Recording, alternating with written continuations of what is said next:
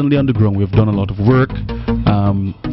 Once our Labour supporters and comrades go out, and once the persons who are now coming over and embracing the Unity Labour Party in North Leeward and across the country, we've seen it, the young people, it's amazing to see the explosion of youth, and they're lending their voice to the political process, and they're also going to continue to assist the Unity Labour Party in moving forward, because they're pleased with education, they're pleased with what the government is doing in terms of its social programs, they're pleased with what the government is. I am happy to know that with the Unity Labour Party government, more young persons from North Leeward can continue to go off to college, go off to university, and some of them are from really, really destitute families, and without the support of the government, some of them would not be as far as Turkey, Venezuela, Cuba. It's just remarkable what we're seeing here, the type of transformation we're seeing in this country and with young people. Carlos, you have been the subject of a lot of darts coming your way. In your private times, what do you think about with regards to, because you could have said, listen, I don't need all this confusion, I don't need all this bacchanal, I don't need my life on public display like this. What goes through your head? I sit and I consciously meditate and I pray. I'm a very firm believer in God, the Almighty, and I spend a lot of time in reverence, and having a very conscious and time with the Maker. And it's important that sometimes we take ourselves away from the social media and the media itself, and to also focus or channel our energies positively. So when I get into my vehicle and I drive and I get on the ground, it's a completely different thing. I mean, I'm oblivious to they can throw as much darts. Well, that's metaphorically, but literally they can throw as much bottles as they did on Friday. But it is not going to deter us and what we want to do and what we've set out to do, which is to continue the good mandate of this government. Okay, let's talk agriculture. Bananas is substantial in the North Leeward constituency. Is it a big part of the farming community there? Let's be real. I mean, we've seen recently some aggressive attempts by the government to, in fact, in North Leeward, one of the concerns farmers, were making an issue of the technical support from the Ministry of Agriculture. And immediately upon assuming the role as a caretaker, I called on the Minister of Agriculture and I said, look, listen, you need to come to North Leeward, let us meet with the farmers. And he agreed to have that meeting. We had a meeting last December, I think December 2013 thereabout. And within a few weeks, we had over 12,000 banana plants literally moving truck by truck into North Leeward to farmers. And that type of response we've seen from the Ministry of Agriculture, from Supporter Caesar as Minister of Agriculture, has been, I must really commend the Ministry of Agriculture and the Minister for the hard work they've been doing. But from a national front, I mean, we like to be politically correct and say, well, yes, we have a great future in banana. I mean, let us be real. I mean, the writing has been on the wall since the Doha Development Round sessions, where they're asking for us to have, freer trade rather than fair trade. And, we are competing on an international climate where we have Dole and Chiquita and some of the larger conglomerates who basically have a significant amount of the control over the markets. And we have to look at whether or not vulnerable countries like St. Vincent and small African, Caribbean, Pacific states can compete. And it is now the right time for us to focus a lot of our energies on diversifying, not to focus generally and centrally on banana, but also to incorporate the root crops and diversify, going into livestock and so on. And these are the things that we have to do. I hear the opposition leader, we are going to revive banana. Bananas were very good for us in St. Vincent at the days when we had the concessions going into the European Union. They had the preferential trading agreements. It was mandated that European countries bought bananas from African, Caribbean, Pacific states, including St. Vincent. We no longer have those trade preferences. Pascal Lamy, who was the director of the WTO, who in fact before that was the European Union Trade Commissioner, warned us in the Caribbean and in Africa and said, listen, because of your vulnerability and your dependence on the preferential agreements, you have to focus on diversifying tourism, the financial services sector. Even if you're sticking to agriculture with the diversifying of the sector itself, go into root crops, livestock. We have seen that happening here in St. Vincent on the ULP. But Carlos, the NDP at the time did not act. They failed to focus their energies on diversifying the agricultural sector, and therein lies the problem. So bananas, we were left with basically our boots hanging. We're like, where are we now? We've moved away from preferential trading agreements, and we are now at an era where we have to compete with sometimes 5 companies that controls over 80% of the market. Where are we as a small country and small producing state? Where are farmers left to compete? But we're seeing an aggressive attempt by the ULP government and the Ministry of Agriculture to diversify.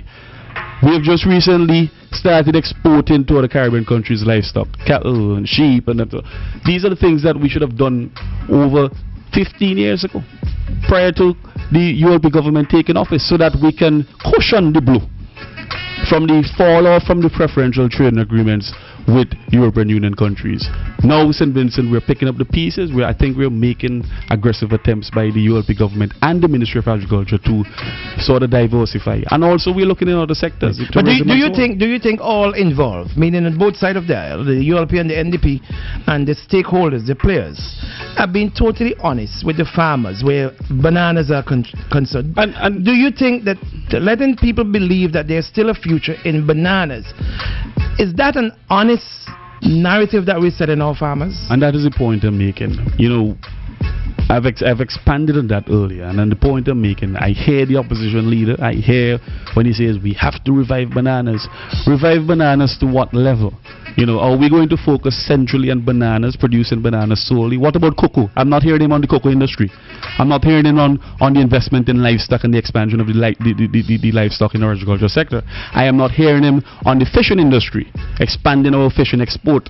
I'm not hearing him on these things. So it concerns me that the opposition leader and the shadow Minister for Agriculture Patel is focusing solely on banana revitalization of the banana industry, and not focusing on diversifying around bananas, to focus on fishing, to focus on livestock production, root crops production, and to focus on agro-processing as an industry. We have to look at agro-processing, because where we have the bananas, and yes, we acknowledge that sometimes competing is going to be difficult, because in Ecuador and Honduras and these places, you know, they produce bananas with labor and skills at least under $1, sometimes $2, $3, $4, $5 per day. We have large acreage of lands with equipment and machinery that you know, as at nearly the size of half of St. Vincent. These are the things we have to look at. So why are we not hearing the opposition on agro-processing? Why are we not hearing the opposition on expanding the fishing industry? Why are we not hearing the opposition and using the international airport as a means of exporting more produce from St. Vincent? These are the things we want to hear about, and this is where we need to fashion our agricultural sector in terms of diversifying away from around bananas, rather than focusing on playing on the minds of farmers who traditionally would have benefited under the preferential trading agreements under the European Union. We are not going to get back those glory days. Let us face the reality and focus on diversifying around the industry. Okay, very good day, Carlos. I'm almost out of time. I've got ton loads of responses on WhatsApp. I really gotta get some in, because people have been sending a lot of them. So just where you feel to answer, you can answer, respond where you feel to. Okay. Bing, give it a break. You have met your match. I do not know Mr. James, but I admire him. That's one of them. Complimentary to you, Carlos. Well, thank you very much to the listener. Yeah. Another one. Let me open. I got tons of them here, and the machine is sticking a bit. Bing, tell Carlos stop lie. How could one be that conscious and God-fearing, loving people, but yet taking his gun to labor lime? Is that only how conscious people choose to deal with conflict? Response. I mean, Big, you're a licensed firearm holder. You respond to that. You have to have your license firearm on you at all times. Precisely. Yeah. All right, so I don't think he made a conscious decision to say, let me take it to a labor line. Yeah. Gone after or before you call the police? The police were called before. Before, okay. All right. Okay, more of them. Value-added agriculture can include marijuana, Colorado, etc. already doing the same. Bing, if you are in town after this OMG. Okay, cool. All right, someone wants to meet with me. Okay. More. Morning, guys. Bing. Okay, morning, Bing. Leave Carlos alone. If he say he's never smoked, he never smoked, because I know of some people who does be around people who smoke weed and they never smoke it. They say they never do. Okay, great job, Carlos James. Give Bing some labor love. Labor love, Bing. Labor love. Okay. Bing. Eman. Bing, while Carlos is dealing in pure diplomacy, I'm enjoying it. However, here in St. Croix, the lead person on marijuana ganja is a senior senator. He visited Colorado and was in St. Vincent not too long ago. Carlos is pure diplomacy. Local folks need ground level vibes. And local folks need to set that momentum and need to start the debate. I don't think politicians should really be focusing on that. Let us hear the people. What do you want? Do you want the decriminalization? You want medicinal marijuana? Let us hear your voice. But some folks will say that the most appropriate person to start this discussion would be you, because that's a constituency in which the bulk of the marijuana farming is done.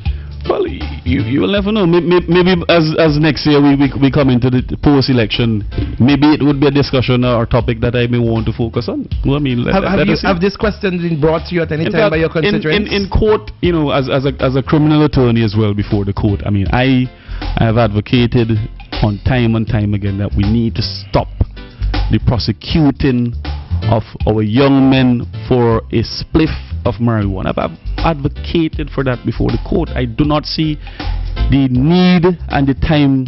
I mean, I know it's on the statute, it's in the law, but let's be real. The administrative time, the efforts that it goes into prosecuting for a spliff of marijuana, it is counterproductive.